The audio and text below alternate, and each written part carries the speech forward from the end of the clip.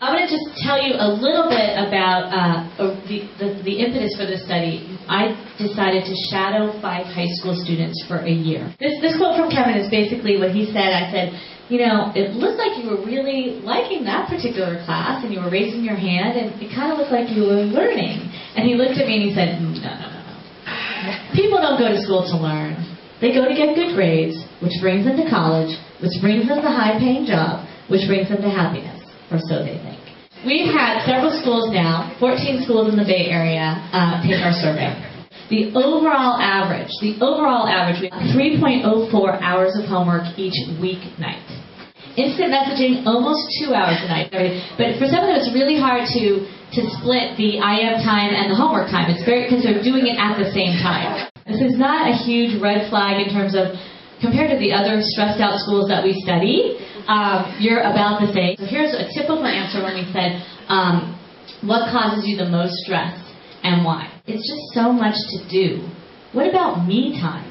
I always wish I could just spend my Sunday painting and singing and maybe going for a hike with my family. But instead, I'm stuck at home writing a paper for English and taking a take-home chemistry test.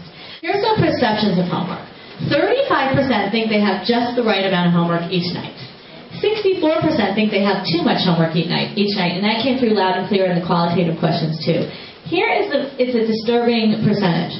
36% find the homework quite or very useful in advancing learning. So the issue we have here is they do not think that what they're doing and spending all those hours on is useful or meaningful in advancing their learning. In a study that we did with the whole survey, not just your school, we found that kids who were doing 3 to 3.5 hours or more of homework each night, who did not feel that it was useful, had much higher rates of mental health problems, physical health problems, higher cheating rates, and lower engagement rates with learning. So one of the things that we talked about with the faculty is how do we get that number up? Because clearly it is relevant and useful, but the kids are not perceiving it that way. And it is no wonder that they're not getting the sleep that they need. We know from research that you need to get over 9 hours of sleep every single night. That binge sleeping on the weekend does not make up for the sleeping, that's what we call it, that does not make up for the sleep deficit that you're accruing each weeknight, that you are not getting that amount of sleep. We know that you need it to grow. We know that your neurons need it. When you're sleeping, you're actually having very important development of your brain cells. We know that you get sick more often and it takes you longer to fight it when you are sleep deprived. We know that you probably shouldn't even be behind the wheel of a car because it is as if you are legally drunk sometimes when you are this sleep deprived. We know that your short-term memory is affected, your long-term memory is affected. So that old adage of instead of staying up and cramming, you should go to bed and then at least, get a good night's sleep before an exam and you'll do better, that's absolutely true.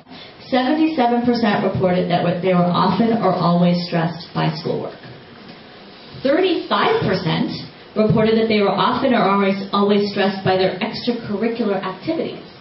This is very common in higher socioeconomic status areas, okay?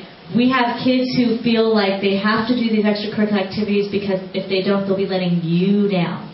Or the colleges won't accept them.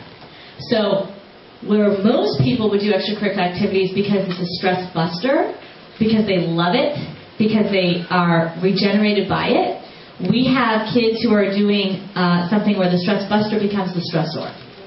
And they're doing it for the wrong reasons, and a lot of times they're doing it because they think you will kill them if they quit piano. Or if they quit the swim team, you will be personally let down. Or their one ticket to college is the water polo team, and if they quit that, they won't get into college. If the first thing you say when your kid walks in the door is, how'd you do on the history test today? That is sending a very significant message. You are basically saying, all I care about, of all the things that could have happened to you today, all the life experiences, school experiences, friends experiences, hallway experiences, intellectually stimulating experiences, all I care about is the grade you got on the test. So how you start to talk about grades and test scores and SATs and college sends a very powerful message. So you need to actually say to them over and over again, we love you no matter what.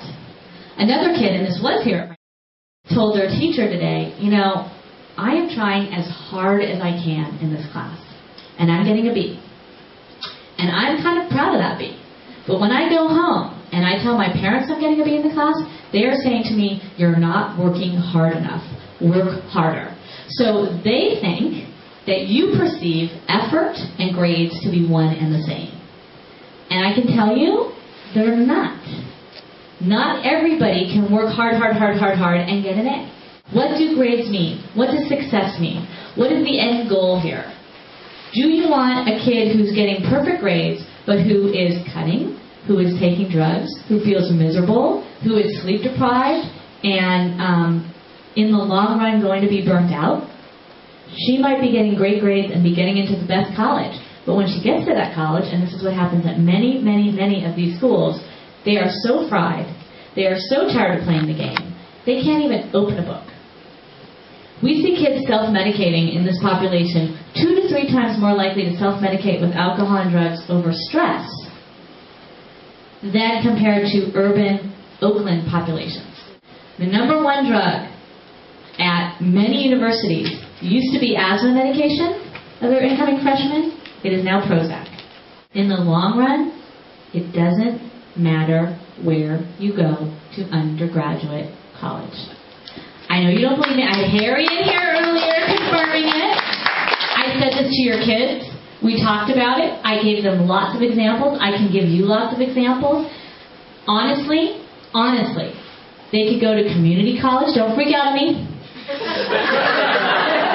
They could go to community college, and they could be successful at community college, and they can transfer. And I'm going to tell you a very quick story about a kid. I've said this to your students today. Sitting next to a guy at a party, asked me what I do. I tell him what I do. He said, "Oh, you'll like my story." I said, "Great. Tell me your story."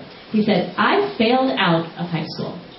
Really? Interesting. He said, "Yep, I failed out of the all-boys Catholic high school. I ended up taking the high school equivalency exam, and then I went to community college. Failed out of community college. Failed out. Completely failed out. Dad was furious. He ended up having to work construction with his dad. Dad wasn't happy. He wasn't happy. He hated it. A couple years later, when he just couldn't take it any longer, he tried a different community college, and he met a chemistry professor who really turned him on to chemistry. And he discovered that he liked chemistry, and he kind of had a knack for it. He ended up transferring from the community college to UC Santa Barbara, majoring in chemistry, and he's now getting his PhD in chemistry at Stanford. Every parent of every kid in this room right now who ought to go to college will. They're going to turn out great, but your big homework is to love the child before you. Not the child you hope they're going to be, not their older sister, because this child is different from their older sister. Love the child before you with all of their foibles and all of their unique and wonderful talents, and your job is to help them be the most them that they can be, the most authentic person that they can be. There's also some things about this school that are built in that I should say that are really fabulous.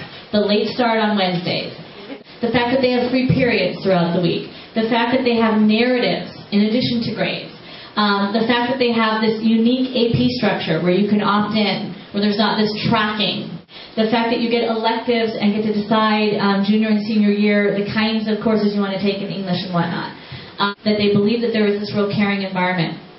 There are so many things that we ask schools to do that is already doing, and that's amazing. Healthy definitions of success. They need to hear that your definition of success is not getting into Harvard, is not getting all A's, is not getting on the Fortune 500 list. The closest thing we have to a magic bullet in school is teacher care. The closest thing we have to a magic bullet outside of school, family meal time. There's nothing magical about the dinner that like poof, all of a sudden you don't do drugs, you don't get pregnant, you get good grades, and you get into good colleges. No. But it's the daily check-in. It's that we have a safe place where everybody is valued, everybody talks about their day, everybody checks in on a daily basis. If you want more ideas, go to our website, www.challengesuccess.org. We have a ton of research, we have a ton of parent tips on there, and we have a ton of links to other really great websites and resources. So we've done the homework for you so you don't have to.